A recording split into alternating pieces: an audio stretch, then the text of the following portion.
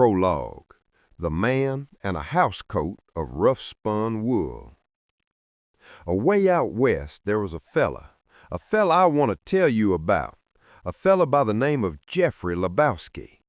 At least, that was the name his parents gave him back before the war, before the carpetbaggers, and before the timber barons came down from Iowa to strip the piney woods bald. But he never had much use for the name, nor for the industry required to maintain it. He called himself the Dude. Now, Dude is a name that no man would self-apply where I come from, which is the dark, wet corner of Ashley County, Arkansas, unless he was possessed of a constitution so relaxed it bordered on the vegetative. This was 1899. It was a time of great commotion.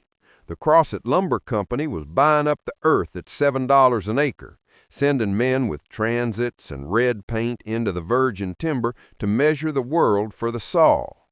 But the Dude did not partake in this commotion. He was a man of the old persuasion, a squatter on the timeline of history.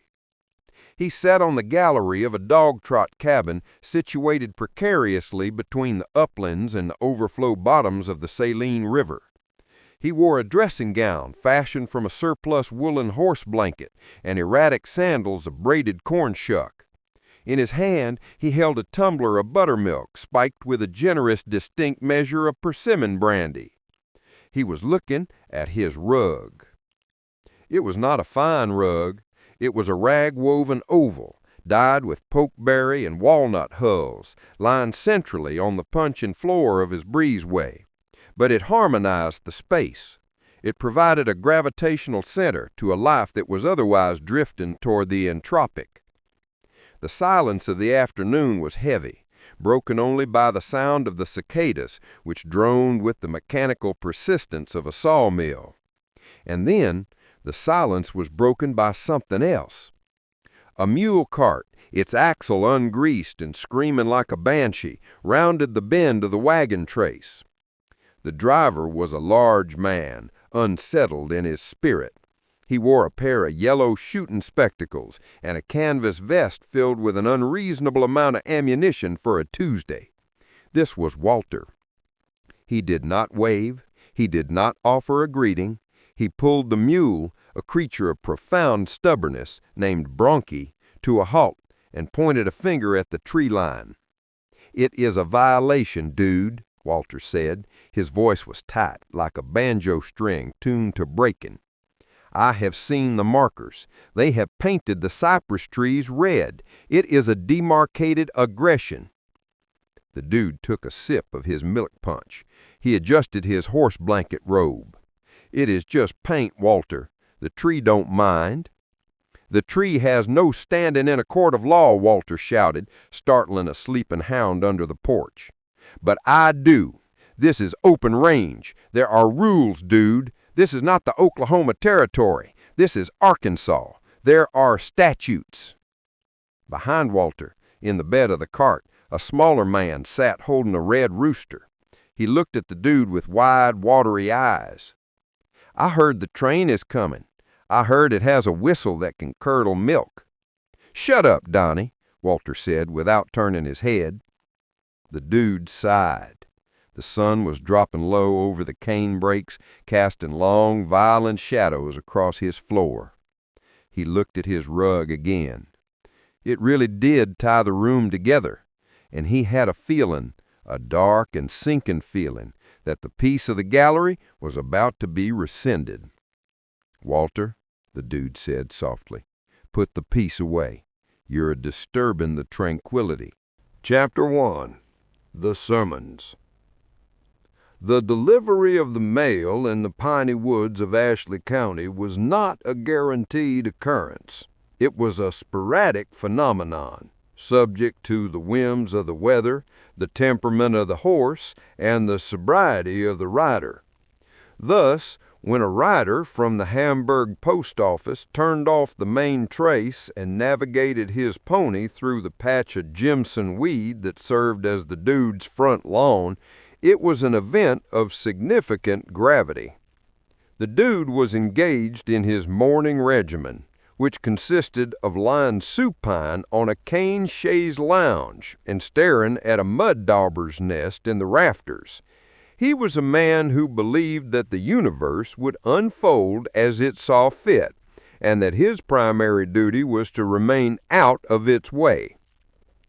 Walter Sobchak sat on a stump nearby, whittling a piece of hickory with a bowie knife that was large enough to dress a buffalo. Walter did not whittle for pleasure. He was sharpening the stick to a pungy stake point, a defensive measure he had read about in a manual concerning the Filipino insurrection. "Post!" the rider shouted. He did not dismount. He was a lean man with a face like a dried apple, and he viewed the dude's homestead with open suspicion. He extended a yellow envelope. "Registered letter for a Mr. J. Lebowski." The dude did not rise. "You can set it on the railing, friend." "Regulations require a signature. I am an agent of the federal government. I am not a butler." "He's a stickler, dude," Walter said, not looking up from his stick. "He's hiding behind the statute." With a groan that seemed to originate from the very tectonic plates beneath the cabin, the dude arose, shuffled to the railing, and signed the ledger with a pencil that required wetting. The rider spurred his pony and departed with unnecessary haste, kicking up a cloud of red dust that settled onto the dude's milk punch. The dude opened the envelope. He squinted at the document. It was a bill of lading from the Ouachita and Red River Packet Company. "What is the news? Is it the tax assessor? Because I have prepared a legal brief regarding the rights of adverse possession." "It's the rug, dude. It's finally here." "The Persian?" "The Keelim," the dude corrected. "It was sent down from St. Louis. It says here it has been offloaded at the Marie Saline landing. They are holding it in the bond shed. They say I have to collect it within 3 days or it incurs a storage fee." Walter stopped whittling. He stood up and adjusted his shooting spectacles. He took the paper from the dude and examined it as if it were a treaty intended to end a continental war. "Marie Saline," Walter said. His voice dropped an octave. "That is on the river. That is deep in the bottoms, dude." "It's just down the road, Walter." "It is not just down the road," Walter snapped. "You are displaying a profound ignorance of the topography. To get to Marie Saline, we must traverse the overflow. We must cross the Chimney-Hot. We are talking about a region that has not been surveyed since the Reconstruction. It is a lawless zone." "I need the rug, Walter," the dude said, sinking back into his chair. "The cabin, it feels unbalanced. The feng shui is all wrong." "The what?" "The harmony, man. The chi." Donnie wandered out from the dog-trot breezeway. He was holding a tin of soothing salve and looking confused. "I thought we were going bowling, dude." "We don't bowl, Donnie. There are no lanes in Ashley County. We played dominoes, and we are not playing dominoes. We are mobilizing." "Mobilizing? Is the Spaniard back?" "No, the Spaniard is not back. We are embarking on a retrieval mission. The dude has property that has been abandoned by the negligence of the steamboat monopoly. We are going to Marie Saline." The dude sighed. He looked at his feet. He looked at the empty space on the floor where the rug was supposed to go. He knew Walter was right about the terrain. The bottoms were full of cottonmouths, bears, and men who had fled to the woods to avoid the hanging judge in Fort Smith. It was no place for a man in a robe coat. But the room really did look barren. "We'll take the cart," the dude said. "We can go down, grab the rug, and be back before supper. It's a simple pickup." Walter sheathed his knife. He looked at the horizon with the 1,000-yard stare of a man who has seen the elephant.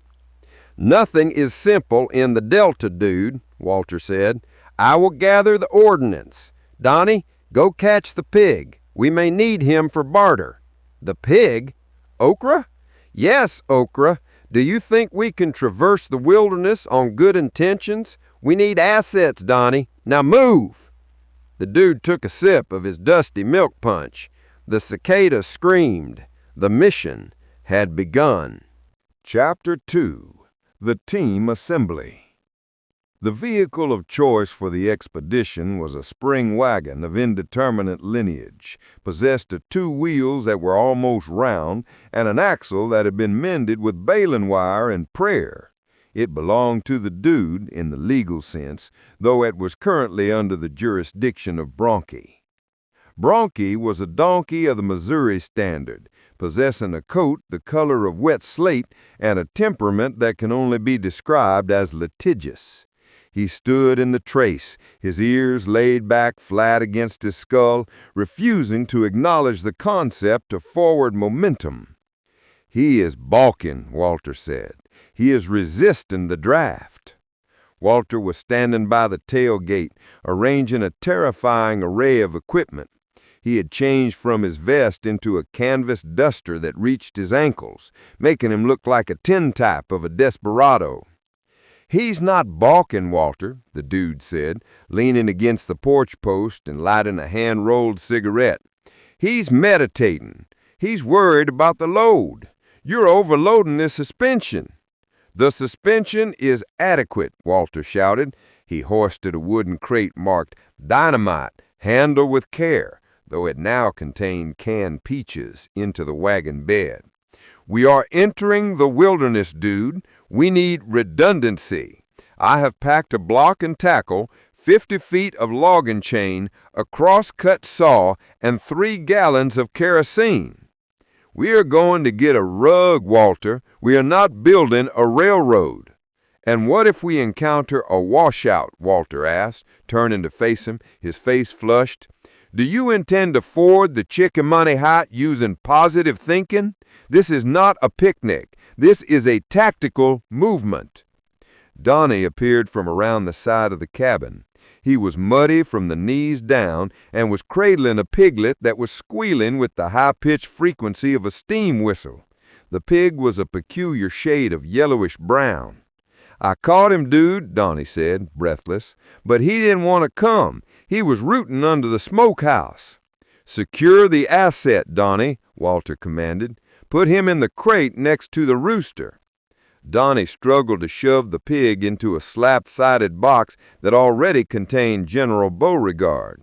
The rooster, a game bird of violent disposition, pecked the pig on the snout.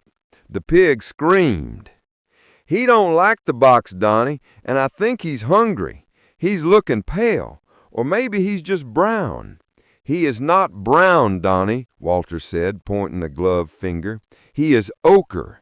It is a specific pigmentation common to the feral hog when crossed with the domestic Tamworth. Words have meaning, Donnie. If you call him brown, you are being imprecise. And in the bush, imprecision gets you killed." "I thought ochre was a vegetable," Donnie said. "That is okra. The pig's name is Okra. His color is ochre. Are you listening to me?" The dude walked over to the wagon and peered inside. Beside the logging chain and the kerosene, Walter had packed a burlap sack that clinked heavily. "What's in the sack, Walter?" "Ballast, and my dirty laundry. I intend to wash my whites in the river. The water in the creek is too hard. It yellows the cotton." "You're bringing your laundry?" "I like a clean garment, dude. Is that a crime, to desire hygiene in the midst of squalor?" The dude rubbed his temples. The sun was already high enough to sting the back of his neck. The expedition had not yet moved 1 inch, and already he felt the exhaustion settling in. "All right, fine. The laundry stays, but the anvil goes." "That is a farrier's anvil," Walter protested. "What if Bronchi throws a shoe?" "If he throws a shoe, he walks barefoot. Throw the anvil out."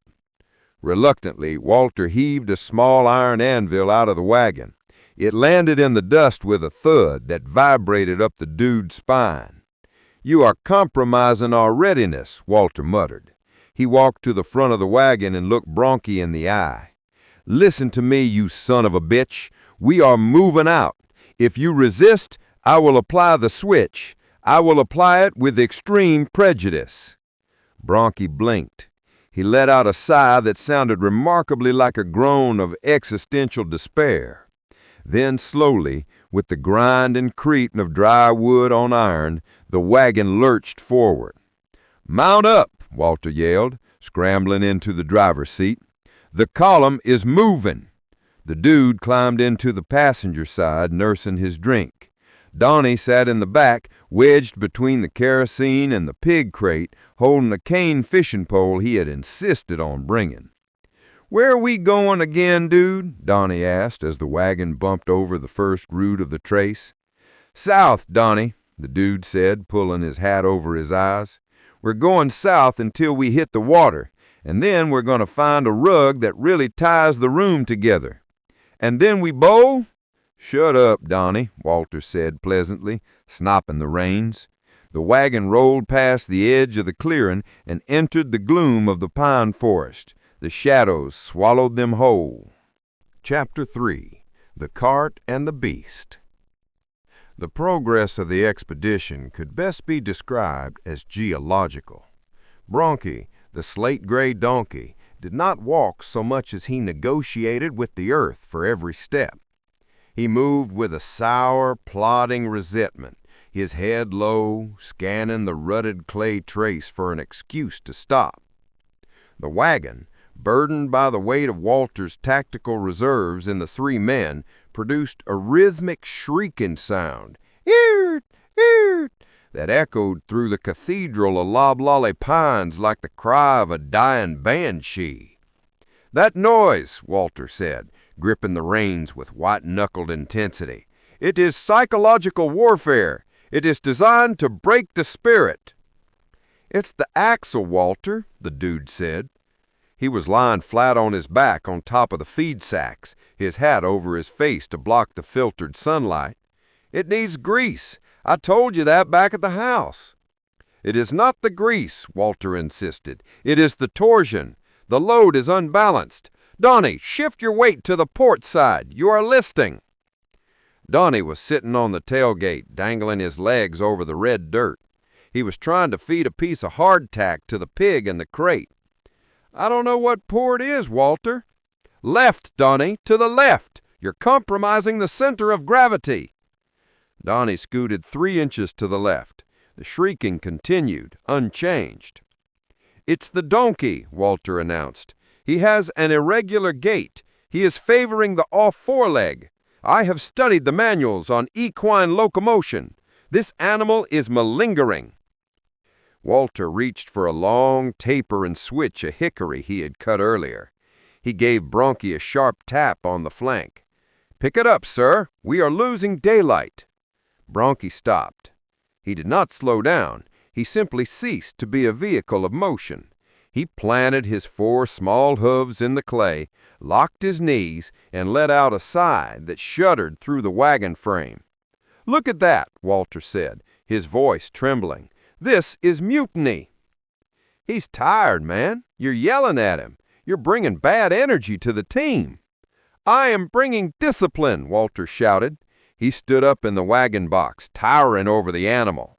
"Listen to me, you stubborn son of a bitch. I am a veteran of the campaign. I have moved artillery through the fever swamps. I will not be checkmated by a beast of burden." Walter raised the switch again. Bronchi rotated his long ears backward, a clear semaphore of impending violence. "Careful, Walter," Donnie said softly. "He's got the eye. My uncle had a mule with the eye. He kicked a hole in the smokehouse." Walter ignored him. He lashed the reins. "Here! Advance!" Bronchi lifted his tail and expelled a cloud of gas so pungent, so thick with the fermentation of semi-digested clover that it seemed to have physical weight. Then, with a sudden, fluid motion, he kicked out with his left hind leg. Thwack! The hoof connected with the front panel of the wagon, inches from Walter's shin, splintering the seasoned oak. Walter sat down hard on the seat, his eyes wide behind his yellow shooting spectacles. "He is armed," Walter whispered. "That was a targeted strike." He's a pacifist, man. He's making a statement. He doesn't want to be part of your war machine." "He is livestock," Walter roared. "He has no politics. He is an asset." "We need to grease the wheel," the dude said, climbing down from the wagon. His sandal slapped into the red dust. "We stop the squeaking, maybe he'll move. The vibe is all wrong." Walter grumbled, but he climbed down. "I have no axle grease. I prioritize the ammunition." "We have the butter from the cooler." Walter looked at Donnie with profound disdain. "Butter? You want to lubricate a heavy-duty axle with a dairy product? The friction will burn it off in a mile, Donnie. It has a low smoke point." "It's better than nothing," the dude said. He walked to the back of the wagon and retrieved a crock of churned butter intended for their biscuits. For the next 10 minutes, the three men engaged in the humiliating labor of manual mechanics. They jacked up the wheel using a fence rail as a lever. The dude smeared the yellow butter onto the dry, grooved iron spindle. The heat was oppressive, a wet, heavy blanket that smelled of pine resin and pig manure. "This is a waste of resources," Walter muttered, wiping grease on his duster. "When we reach the commissary at Marie-Celine, I intend to file a complaint. A vehicle in this condition is a death trap." "It's a cart, Walter," the dude said. "It gets us there." Walter got down from the wagon. He delivered another serious look at Bronchi. He looked up at the dude with a decision. "We will give the animal a rhythmic command. It is proven to improve performance in human and animal subjects. Each time the hooves hit the ground, I will execute a tap on your flank. This will help." Walter gave Bronchi a tap on his flank. "Hee-ah!" Bronchi leant into the collar. The wagon rolled. The terrible screeching was gone, replaced by a low, wet squelching sound as the butter churned in the hub. "It smells like popcorn," Donnie said, sniffing the air. "It's making me hungry." "Everything makes you hungry, Donnie," Walter said. But he seemed mollified. He adjusted his spectacles and looked down the long, tunnel-like road that vanished into the deep woods. "Maintain vigilance. We are losing the sun. And I believe I saw a tick on the rooster. If we have parasites this early in the deployment, we are in for a long engagement." The wagon trundled on, smelling of rancid butter and anxiety, moving slowly toward the edge of the civilized world. Chapter 4. Leaving Civilization. The town of Hamburg, Arkansas, in the year of our Lord 1899, considered itself a metropolis of the piney woods. It possessed a brick courthouse, 3 churches of varying degrees of severity, and the municipal ordinance prohibiting the discharge of firearms within the city limits on the Sabbath, an ordinance Walter regarded as a direct infringement on his natural rights. As the wagon, smelling faintly of movie theater popcorn, rattled on to the graded road of Main Street, the team found themselves navigating the jagged edge of polite society. "Keep your head down, Donnie," Walter hissed, pulling the brim of his hat lower. "We are entering a zone of high surveillance. The Civic League is out. I see Mrs. Atticus P. Honeysuckle. She is a known gossip and a sympathizer with the temperance movement." "I like Mrs. Honeysuckle," Donnie said, waving a hand. "She gave me a tea cake once." "She was gathering intelligence, Donnie," Walter snapped. "Do not engage." The wagon traffic was thick. It was market day, and the road was clogged with book boards, buggies, and high-wheeled timber carts. The dude, slumped in the passenger seat, felt the collective gaze of the town upon him. To the industrious citizens of Hamburg, men in starched collars and women with parasols that acted as shields against moral impurity, the dude was an affront. He was a man in a bathrobe moving against the current of progress. They came to a halt at the intersection of Main and Walnut, blocked by a gleaming black carriage drawn by 2 matched bays. The carriage belonged to the banker, a man named Mr. Tinsdale. Mr. Tinsdale looked down from his high seat. He adjusted his spectacles. He looked at the donkey. He looked at the crate containing the screaming peg. He looked at the dude. Lebowski? The name sounded like an indictment. I was under the impression you were living in the bottoms. Just passing through, Mr. Tinsdale, the dude said, smiling behind his sunglasses. Just conducting a little commerce. Commerce? Tinsdale sniffed. He pointed a gloved finger at the crate. Is that livestock? You are transporting swine through the commercial district. There are zoning laws, sir. There are olfactory standards. The pig is clean, Walter shouted, leaning across the dude. He is an emotional support animal. He is essential to the mission.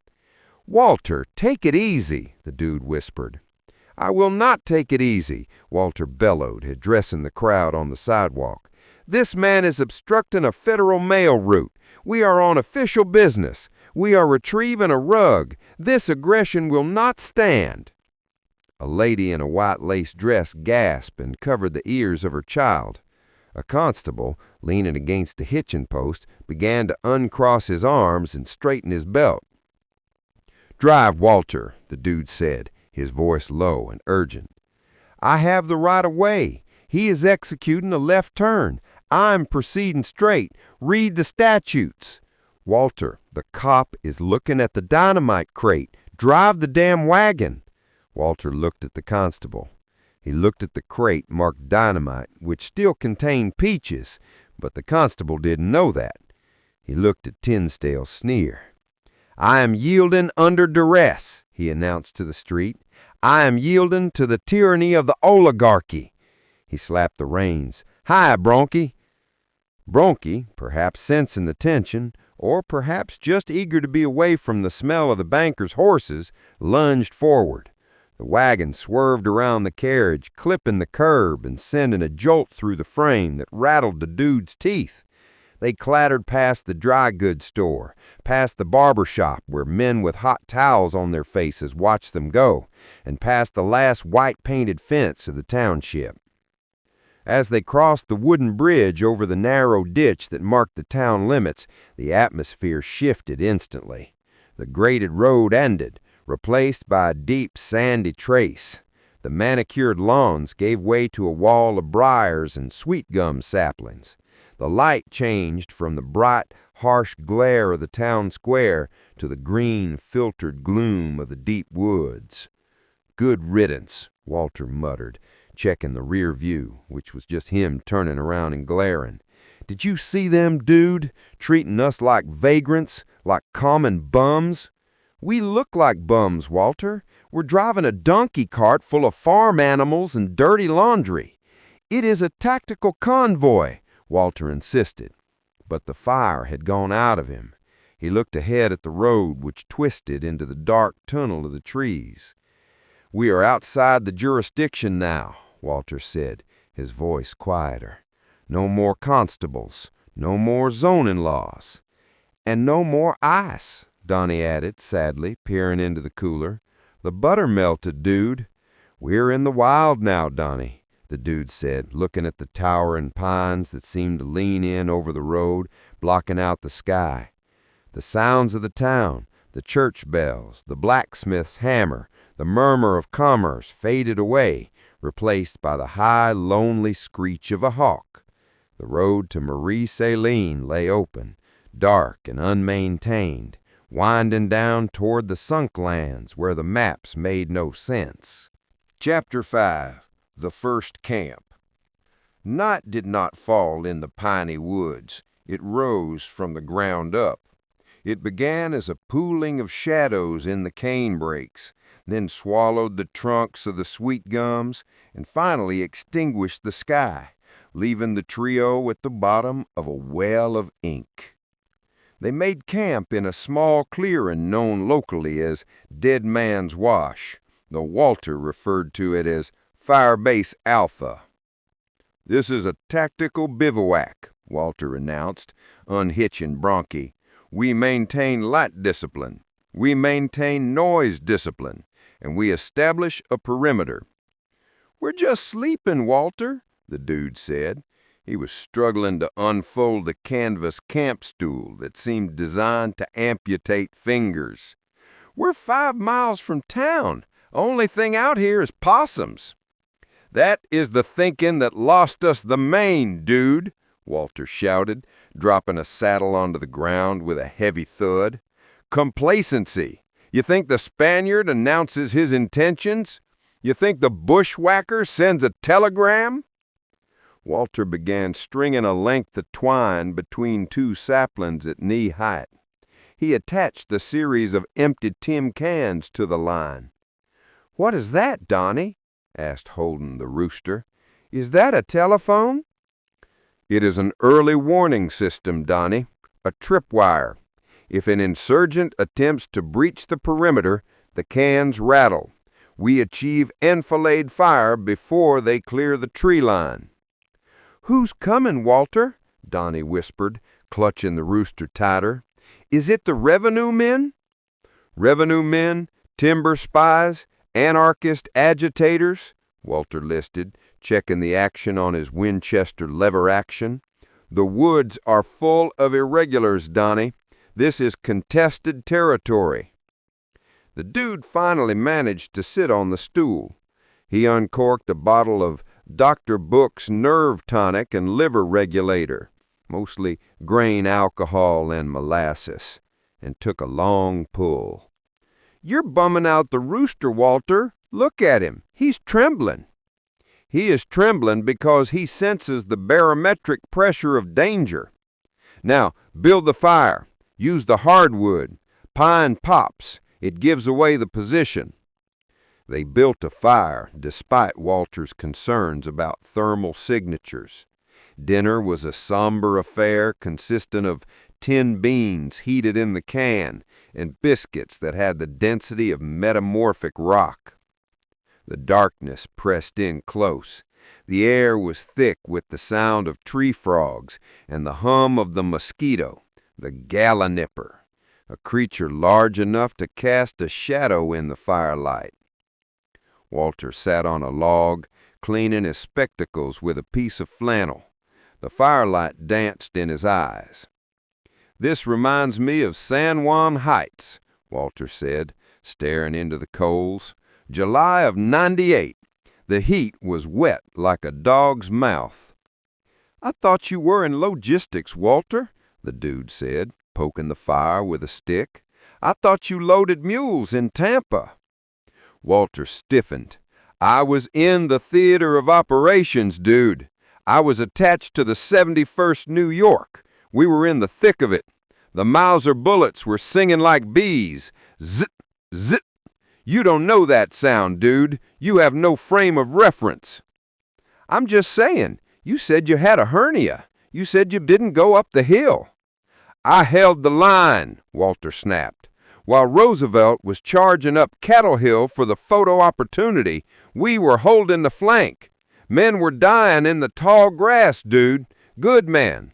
Men who loved their mothers. And the heat would cook a man's brain in his skull."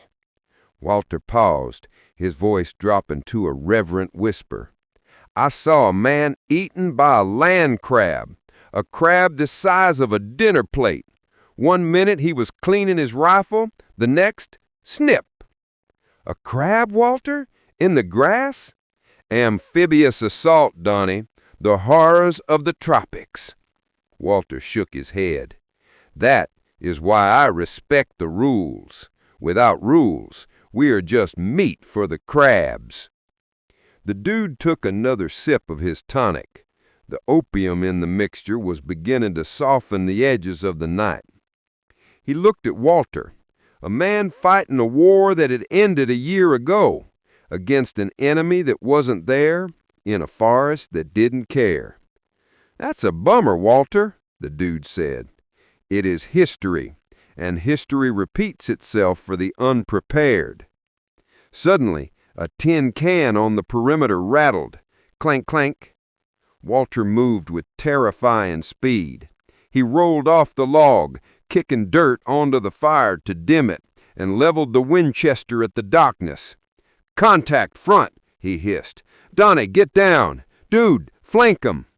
The dude remained seated. "It's the wind, Walter." "There is no wind, Whisper. Identify yourself. I am armed and I am authorized to use deadly force." Silence stretched out, heavy and terrified. Then from the darkness near the tripwire, a sound emerged. It was not the war cry of a Spaniard, nor the stealthy creep of a timber spy. It was the low, mournful grunt of an armadillo rooting for grubs. Walter held his aim for a long moment. Then slowly he lowered the rifle. "Probe," he said. "It was a probe. They are testing our reflexes." "It was a possum on the half-shell, Walter," the dude said, standing up and stretching. "I'm going to bed. The rug really would have made this tent cozier." "You sleep," Walter said, retreating to his post by the wagon wheel. "I will take the first watch. Donnie, you relieve me at 200 hours. Keep your eyes on the tree line. If the cans rattle again, you fire. You fire for effect." "But what if it's the armadillo, Donnie?" asked, clutching his blanket. "Then we eat fresh meat tomorrow," Walter said grimly. "War is hell, Donnie. War is hell." The dude crawled under the wagon, wrapped himself in his horse blanket, and closed his eyes. Above him the stars were blotted out by the canopy, and the only sound was the rhythmic clicking of Walter Sobchak field stripping his rifle in the dark. Chapter 6. The Trans-Minnehaha Crossing. The Mill Creek crossing morning arrived with the subtlety of a wet wool blanket. The air was not merely humid, it was a suspension of water vapor, pollen, and the regret of the previous night's whiskey. Walter roused the camp at 0500 hours by banging a tin spoon against the skillet. "Riveille!" Walter shouted. "Stand to! The mist is burning off. The enemy will have clear sight lines." The dude crawled out from under the wagon. His robe was covered in pine needles and his beard contained a small ecosystem of gnats. "Walter," he croaked, "it's Tuesday. There is no enemy." "The day is immaterial, dude. The mission clock is running. We have a water obstacle to negotiate before noon. The Mill Creek." They ate a breakfast of cold beans in silence, then broke camp with military precision, which is to say, Walter shouted instructions while Donnie dropped things and the dude stared blankly at the coffee pot waiting for it to boil. By mid-morning, the trace had descended from the pine uplands into the hardwood bottoms. The light turned green and subaquatic. The sweet gums and water oaks grew thick, their branches draped in Spanish moss that hung like the tattered curtains of a derelict funeral parlor. Then the road simply ended. In its place was a brown, sluggish ribbon of water, perhaps 30 feet across, cutting through the clay banks. This was the Mill Creek.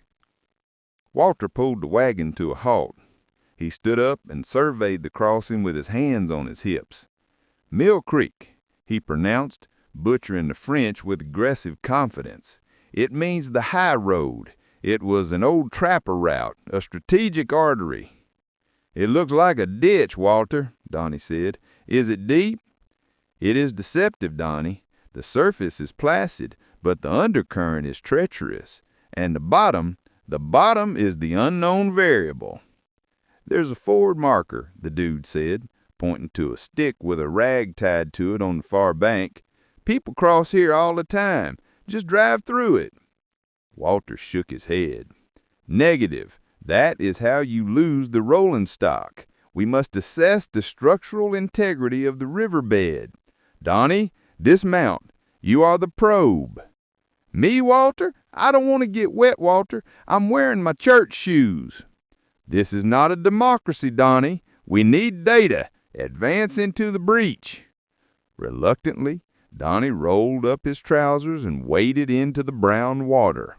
He moved tentatively, holding his fishing pole like a mine detector. The water crept up to his shins, then his knees. "How is the footing?" Walter yelled. It's squishy, Walter. It feels like pudding, and something touched my ankle. I think it was a gar. Ignore the fauna. Is it firm enough for the axle? I don't know. It's sucking my shoe off. Good enough, Walter decided. He hasn't sunk past the patella. We proceed. Walter sat back down and gathered the reins. He looked at Bromkey. The donkey was staring at the water with the stoic resignation of a creature that knows it is about to be humiliated. Listen to me, Walter said to the donkey. We are amphibious now. Do not falter in the middle. Momentum is life. Walter snapped the reins. Forward! Bromkey stepped into the water. The wagon followed, sliding down the muddy bank with a lurch that sent the dynamite crate sliding into the dude's ribs. The wheels hit the water with a splash. For the first 10 feet, it went well. The water washed over the hubs, cooling the overheated butter. But as they reached the center of the kennel, the geology of Affley County asserted itself. The bottom was not sand, it was gumbo, a blue-gray clay of such density and adhesive power that it could pull a horseshoe off a mule. The wagon slowed. The wheels stopped rotating and began to plow. Bromkey strained against the collar, his small hooves slipping on the slick bottom. Power! Walter screamed. Apply torque! Bromkey gave a mighty heave, groaned, and then stopped. The wagon settled into the mud with a sickening glurp sound. The water was lapping at the floorboards. We're fouled, Walter shouted. We're hulled down in the kill zone. We're stuck, Walter, the dude said, lifting his sandaled feet as muddy water seeped through the planks. The rug is not going to like this dampness. Donnie, Walter yelled at the man standing on the far bank. Attach the winch. Throw us the line. I can't reach it, Walter. It's in the wagon. Walter cursed, a long, complex string of profanity that questioned the parentage of the creek, the donkey, and the state of Arkansas. He looked at the dude. We have to lighten the load, dude. You have to get out. Me? I'm in a robe, man. This is dry clean only. Get out and push. That is direct order. With a sigh that contained the weight of all human suffering, the dude stepped out of the wagon. The water was cold. The mud seized his sandals instantly. He waded to the back of the wagon, the water rising to his waist, ruining the hem of his horse blanket robe. On my mark, Walter commanded. Push. 1, 2, 3. The dude pushed. Walter whipped the reins. Bromkey, sensing that the humans were finally doing their share of the work, lunged forward. The mud held fast for a second, then released the wheels with a loud, sucking pop sound. The wagon lurched forward, splashing mud into the dude's face. Keep pushing, Walter screamed, looking back, his face manic with triumph. We are gaining traction. Go, go! They scrambled up the far bank, the wagon sliding sideways in the slime, until finally Bromkey clawed his way onto the solid ground of the pine straw. Walter set the brake and jumped down. He was panting. A successful crossing. Textbook. We maintain momentum. The dude crawled up the bank on his hands and knees. He was coated in blue-gray clay from the waist down. His sunglasses was askew. He looked like a swamp creature emerging from the primeval ooze to demand a restitution of funds. My rug, the dude whispered, checking the back of the wagon. Is the rug dry? We don't have the rug yet, dude. We haven't picked it up. I mean the concept of the rug, Walter, the spiritual dryness of the mission. Donnie walked over, his shoes comically encased in balls of mud. That was scary, Walter. I saw a turtle. It looked like it knew things. It was a snapping turtle, Donnie. It knows only violence. Walter looked back at the dark water of the Mill Creek. We have crossed the Rubicon, gentlemen. There is no turning back now. The road to Marty Saline is open. The dude wrung out the hem of his robe. A small tadpole fell out of his pocket and wriggled in the dust. Let's go, the dude said. I need a beverage. Chapter 7. The Prairie Mounds. The transition from the forest to the prairie was not gradual. It was a jarring architectural shift, as if the Creator had run out of trees and simply decided to pave the rest of the county with short yellow grass. They emerged from the suffocating tunnel of the pine woods onto Lick Prairie. The sky, previously a sliver of blue viewed through a ceiling of needles, suddenly expanded into a vast, oppressive dome. The sun hammered down without mercy. But it was the ground that commanded attention. The earth was not flat. It was covered, as far as the eye could see, with thousands of circular earthen bumps, mounds rising 3 to 5 feet high and spanning 30 feet across. They looked like a rash upon the face of the world. "Whoa," the dude said, squinting against the glare. "The earth has acne." "Pull up," Walter commanded. He stood in the wagon, scanning the horizon with his spectacles. "This is it. The anomalies." "The what?" Donnie asked. He was holding his fishing pole like a spear, looking nervously at the bumps. "The mounds, Donnie, the great enigma of the Delta. Look at the spacing. Look at the uniformity. Nature does not build in perfect circles." Walter climbed down from the wagon. He walked to the nearest mound and kicked it with his boot. The soil was hard, mixed with gravel and salt. "What is it, Walter? Is it graves? Are we driving over Indian graves?" "It is a defensive grid," Walter declared. He gestured grandly at the field of bumps. "You are looking at the remnants of lost civilization, Donnie, an antediluvian fortification. Look at the sight lines. A rifleman positioned behind this mound has a clear field of fire to the next one. It is an interlocking system of defilade." "I heard it was giant gophers," the dude said. "I heard it was pocket gophers from the Pleistocene." "Gophers?" Walter scoffed. "Do not be fatuous, dude. Rodents do not possess the capacity for civil engineering on this scale. This is the work of the mound builders, or perhaps the Welsh." "The what?" "Prince Madoc, dude. 1170 A.D. It is a documented historical theory. They came up the Mississippi, built these fortifications against the savages, and then vanished. And we are driving a donkey cart through their necropolis." "I don't like it. It feels salty. The air tastes like tears." "That is the sodium content, Donnie. This is a lick. The buffalo used to congregate here to lick the earth. The salinity retarded the growth of the timber. That is why there are no trees. It is a chemical desert." The dude sighed. "Can we just drive, Walter? The Welsh aren't here. The buffalo aren't here. It's just us in the heat." Walter climbed back into the wagon. "Proceed with caution. The terrain is rugged." They moved forward, but the road, a faint pair of ruts worn into the hardpan, cut directly across the field of mounds. The wagon did not roll. It pitched. It yawed. It bucked like a ship in a gale. Bump. Up a mound. Slam. Down the other side. Bump. Slam. Bump. Slam. "My spine," the dude groaned, gripping the seat. "I'm losing structural integrity." "Bend your knees," Walter yelled, absorbing the shocks like a jockey. "Ride the undulation." In the back, the cargo was in revolt. The crate containing okra and General Beauregard was sliding back and forth, slamming into the sides of the wagon. The pig was squealing a high, steady note of terror. The rooster was crowing indiscriminately. "The assets are unsecured," Walter shouted over the racket. "Donnie, stabilize the livestock." "I'm trying, Walter, but the pig is slippery."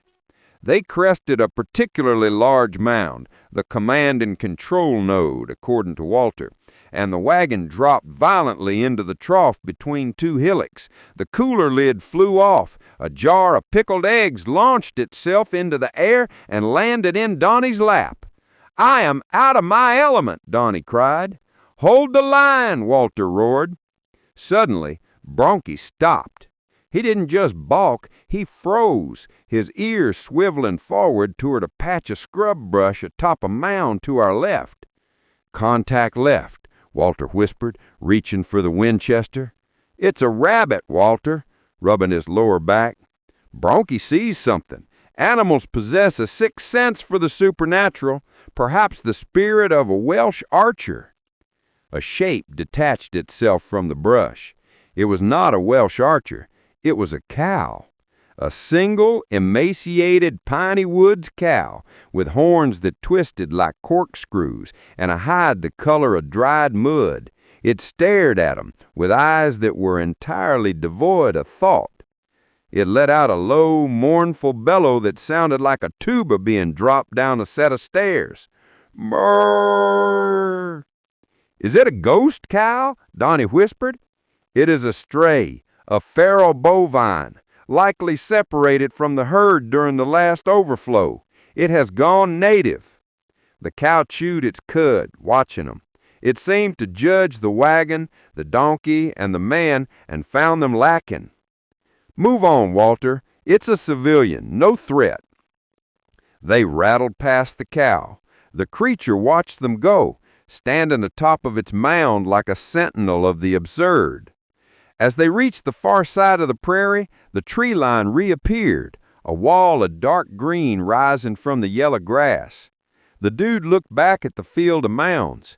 In the shimmering heat haze, they really did look like fortifications, or bubbles, or the graves of 1,000 giants. "You know, Walter," the dude said, checking his robe for broken eggs, "that really is a weird place. There are more things in heaven and earth, dude. The Delta is full of secrets. We have merely scratched the surface." "Hell, let's scratch the surface somewhere with shade. I'm roasting." The wagon plunged back into the trees, leaving the silent, bumpy ocean of the prairie behind them. Chapter 8. The Surveyors. The road through the bottomlands was less a road than a suggestion, a tunnel of shade where the sunlight fell and dappled sickly patches. The air here was still and heavy, smelling of rot and wet iron. Walter was the first to spot the anomaly. "Hold," Walter said, raising a hand. "Observe the flora, dude. Look at that sweet gum." The dude peered over his sunglasses. "It's a tree, Walter." "It is marked," Walter said darkly. "Look at the blaze." About 5 feet up the trunk, a pack of bark had been hacked away, and the exposed wood was painted a violent, visceral red. It looked like a wound. "That is fresh paint," Walter noted, his voice tight. "That is the mark of the syndicate." They rolled forward another 50 yards. Another tree was marked, then another. A long line of red gashes marching through the wilderness. "They're counting them," Donnie whispered. "Why are they counting the trees, Walter?" "To execute them, Donnie," Walter said. "It is a census of the condemned." They rounded a bend in the trace and nearly collided with the enemy. Standing in the middle of the road were 3 men. They did not look like the homesteaders or the hunters of Ashley County. They wore high-laced leather boots, canvas breeches, and hats with stiff, symmetrical brims. They looked clean. They looked efficient. One of them was peering through a brass telescope mounted on a wooden tripod, a transit. The other 2 were dragging a heavy metal chain through the ferns. Walter hauled on the reins. "Halt! Ambush front!" The man at the tripod straightened up. He was young, with a mustache waxed to needle points. He looked at the mule cart, the mud-caked dude, and the armed Walter with an expression of mild scientific curiosity. "Good afternoon," the surveyor said. His accent was clipped. It was not Southern. It sounded like metal striking metal. It sounded like Iowa. "State your business," Walter barked, standing up in the wagon. He rested his hand conspicuously on the stock of his Winchester. "You are obstructing a public thoroughfare." "We are conducting a survey," the man said calmly. He took a notebook from his pocket. "We are marking the section line for the Crossett Lumber Company." "There is no company here," Walter shouted. "This is the public domain. This is the open range. You are trespassing on the heritage of the squatter." The surveyor smiled, a thin, pitying smile. "I'm afraid you are mistaken, sir. The consortium has purchased the timber rights to 47,000 acres, from the Hamburg line to the river. Everything you see," he swept his hand across the forest, "is now private property." The dude felt a chill that had nothing to do with the damp air.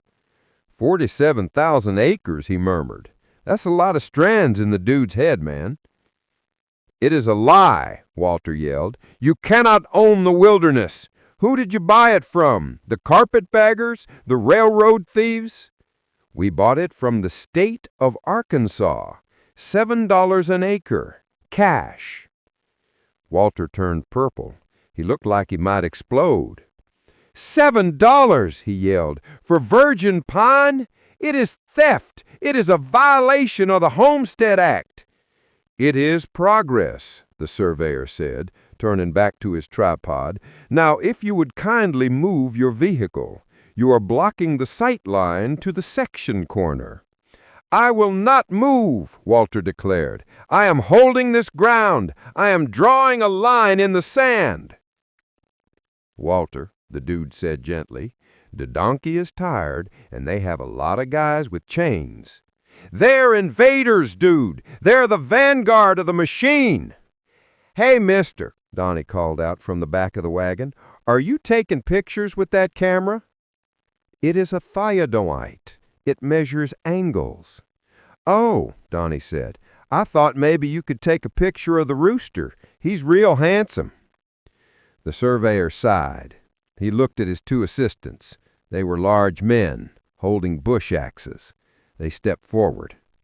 "Sir," the surveyor said to Walter, "we have a schedule.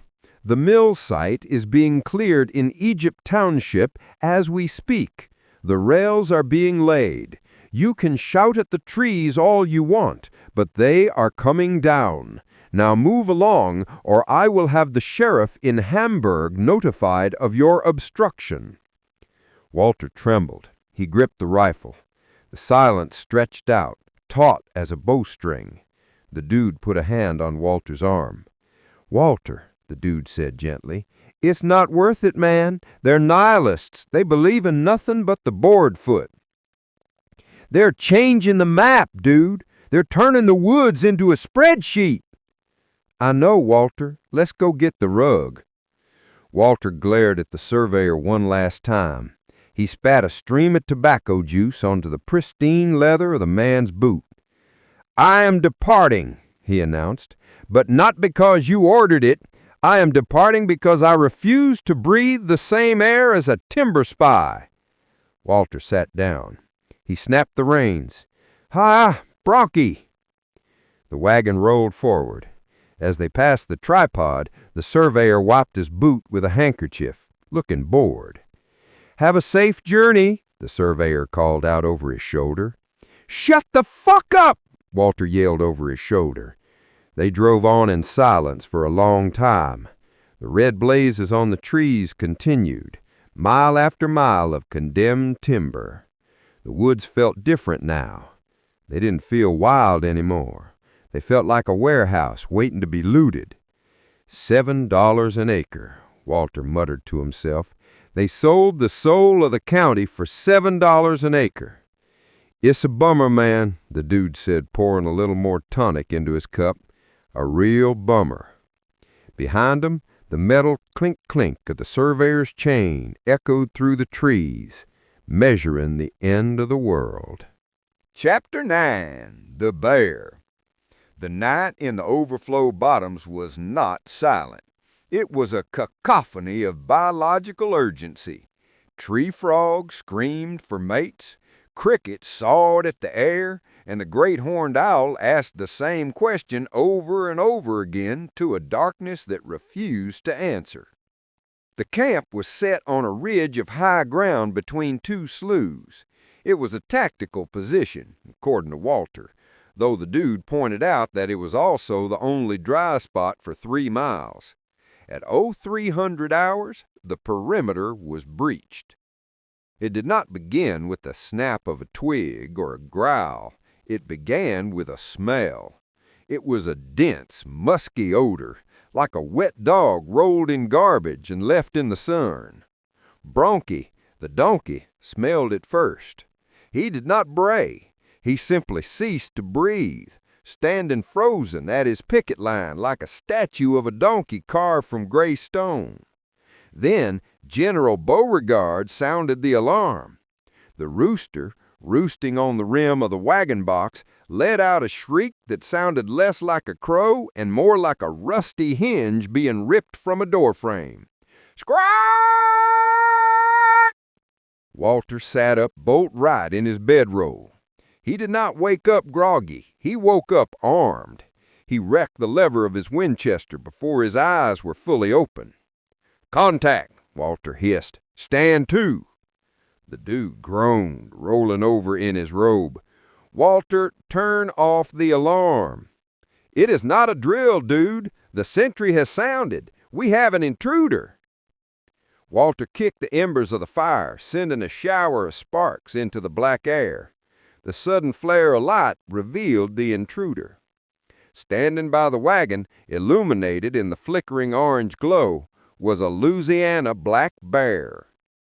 It was not the towering grizzly of the penny dreadfuls. It was a sleek, rounded mass of shadows, perhaps 300 pounds of opportunism and appetite. It was currently standing on its hind legs, leaning casually against the wagon wheel like a patron at a bar, using a claw to pry the lid off the crate of cracked corn intended for okra.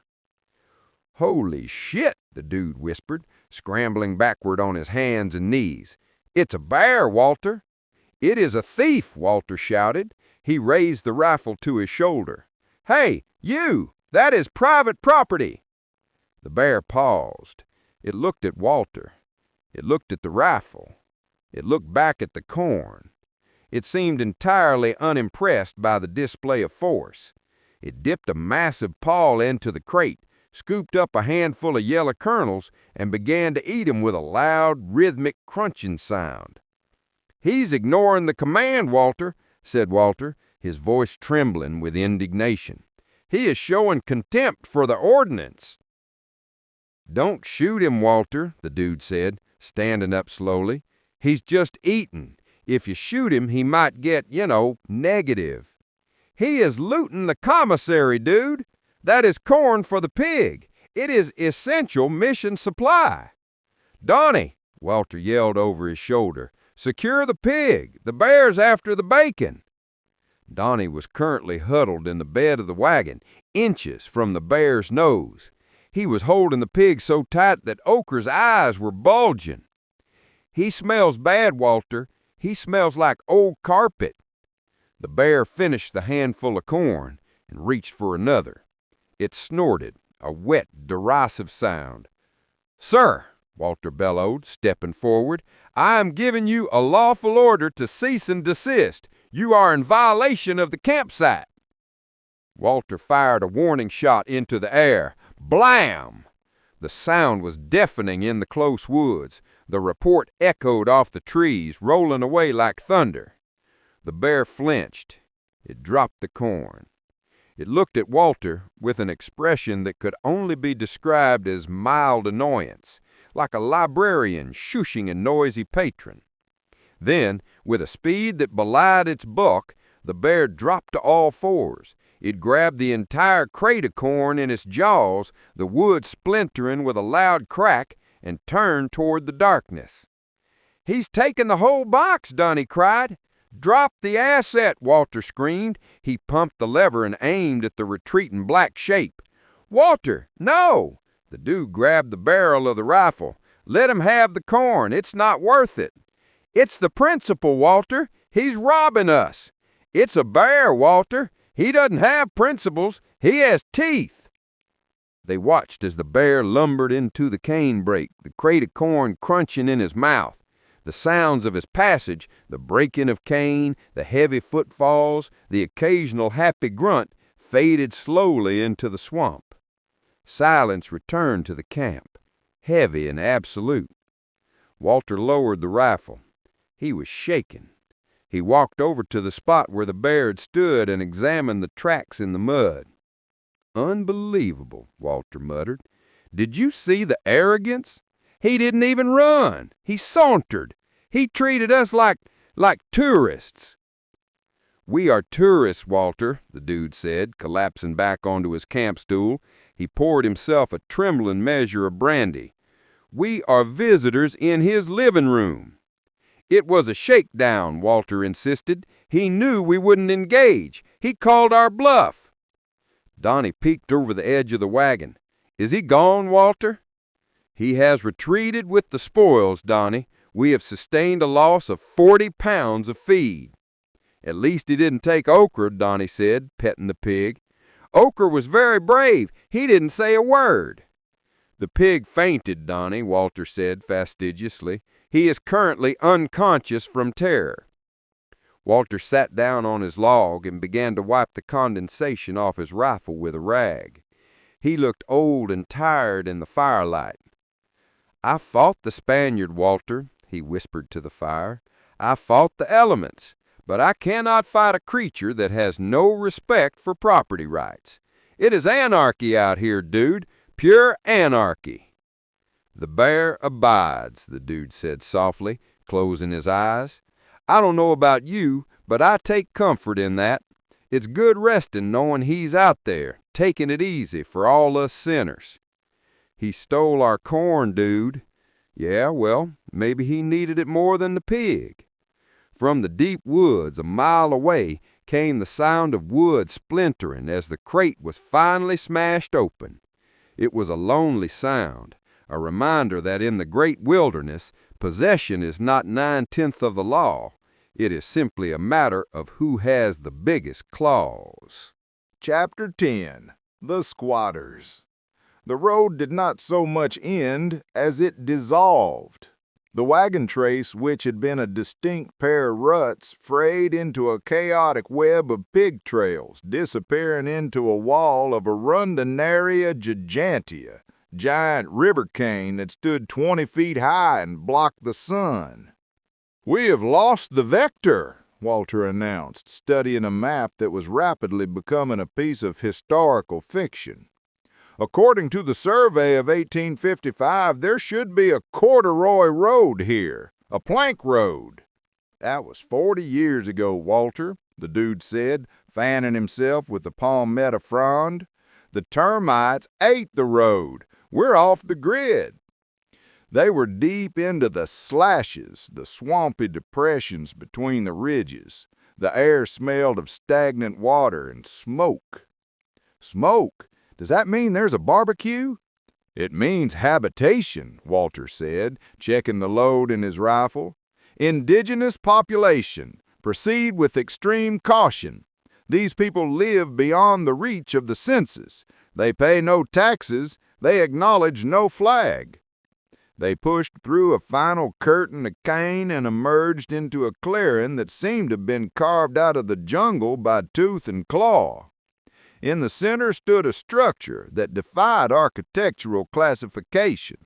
It was a cabin built of cypress logs, flattened tin cans, mud, and what appeared to be the hull of a derelict flatboat. The yard was a minefield of gourd vines and sleeping hounds. As the wagon creaked to a halt, the hounds, 6 of them, all varying shades of mange, erupted into a frenzy of barking that sounded like tearing metal. "Hold the line," Walter shouted, as the dogs swirled around Bronchi's legs. "Do not let them flank the donkey." A door made of deer hide was pushed aside and a figure emerged from the gloom of the shack. He was a man of indeterminate age, his skin the color and texture of cured tobacco leaf. He wore a pair of trousers held up by a piece of rope and a hat that had lost its brim during the Polk administration. He held a double-barreled shotgun, but he held it loosely, like a gardening tool. "Quiet, Blue! Hush up, pot liquor!" the man hollered. The dogs instantly fell silent, slinking back under the porch. The man spat a stream of juice that hit a beetle at 10 paces. He looked at the wagon. He looked at Walter's arsenal. He looked at the dude's bathrobe. "Y'all lost," the man stated. It was not a question. "We are not lost," Walter corrected, stiffening his posture. "We are in transit to Marie-Saline. We are encountering navigational discrepancies due to the degradation of the infrastructure." The man narrowed his eyes. "You talk like a lawyer. I don't hold with lawyers. Had one come out here to talk about taxes. The gators got him. Or maybe he just wandered off. Hard to say." "We're not lawyers," the dude said, raising his hands peacefully. "I'm the dude. This is Walter. We're just trying to get down the river." A man looked at the dude, and a flicker of recognition passed behind his eyes. He saw the robe. He saw the sandals. He recognized a fellow traveler on the path of least resistance. "I'm Sugg, Jubal Sugg. Y'all thirsty?" "Parched," the dude said. "We are sufficiently hydrated. What we require is provender. We had a security breach last night. A bear appropriated our corn. We need fodder for the livestock." Sugg scratched his beard. The sound was like sandpaper on wood. "I got corn, got a crib full of it. But I ain't got no use for money. Greenbacks don't spend out here. The store at the landing is 2 days' ride and the clerk's a crook." "We have silver, hard currency." "No use," Sugg said. "Can't eat silver, can't smoke it." He looked at the wagon. "What you got in them bottles?" He pointed to the crate of Dr. Books's nerve tonic. "That is medicinal, essential supplies. It's a liver regulator, high viscosity, good for the humors." Sugg's eyes lit up. "I got the touch of the rheumatiz, and the swamp fever acts up when the moon is gibbous. I'll trade you a sack of corn for 2 bottles of regulator." "That is extortion," Walter protested. "That is a premium patent medicine. It retails for 50 cents a bottle."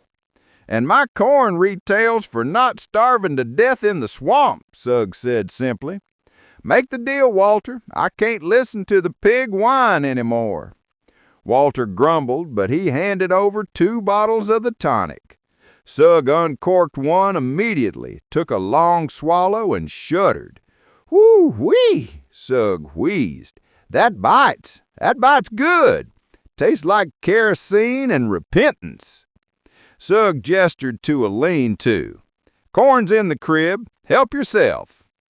While Walter and Donnie loaded a sack of corn into the wagon, the dude sat on the porch with Sugg. The old squatter offered him a clay pipe, which the dude politely declined, sticking to his hand-rolled cigarette. "You be careful going south, stranger," he said in his low voice. "The water's coming up. I seen the turtles moving to high ground. That means a rise." The surveyor mentioned a rise. Surveyors, men with lines, trying to put a square grid on a round world. They cut the trees, the water runs off too fast. No sponge left. That's why the floods are getting angry. Sugg looked at the dude with a sudden intensity. "You tell me something, stranger. Is the general still in Little Rot?" "Which general?" "Cleburne, Patrick Cleburne." The dude blinked. "Man, Cleburne died in 1864, Franklin, Tennessee." Sugg nodded slowly, absorbing this information as if it was fresh news. "I heard rumors, but you know how news travels, slow. Dead, huh? Well, I guess there ain't no point in waiting for the muster roll in."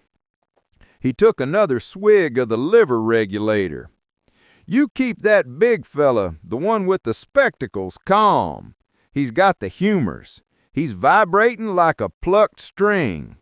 The words don't like people who vibrate. Makes the snakes curious.